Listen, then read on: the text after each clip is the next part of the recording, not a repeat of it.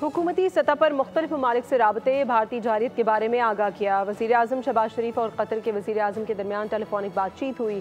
Qatar के वज़ीर आज़म ने कीमती जानों के ज़िया पर अफसोस का इजहार किया है। वज़ीर आज़म शहबाज शरीफ और कतर के वज़ीर आज़म अब्दुर्रहमान जासिम के दरमियान टेलीफोनिक राब्ते में शहबाज शरीफ ने कहा, भारत ने पाकिस्तान की खुद मुख्तारी और इलाकाई सालमियत पर बुज़दिलाना हमला किया।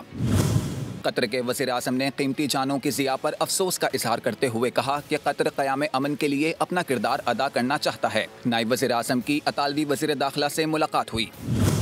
इसहाक डार ने कहा कि भारत ने अक़वाम मुत्तहिदा के चार्टर बैनुल अक़वामी कानून की सरीह खिलाफ वर्जी की। अतालवी वज़ीर दाखिला ने फ़रीक़ैन से तहम्मुल का मुज़ाहिरा करने की अपील की। वज़ीर दाखिला मोहसिन नकवी से कायम मकाम अमरीकी सफ़ीर नटाली बेकर की मुलाकात हुई। मोहसिन नकवी ने कहा कि कौमी सलामती पर कोई समझौता नहीं होगा। वफ़ाक़ी वज़ीर पेट्रोलियम अली परवेज़ मलिक से कैनेडियन हाई कमीशन के पॉलिटिकल और तिजारती कौंसलर डैनियल आर्सनॉल्ट ने मुलाकात की। कहा, खित्ते में अदम इस्तेहकाम रोकने के लिए पुरअमन रवैये की ज़रूरत है।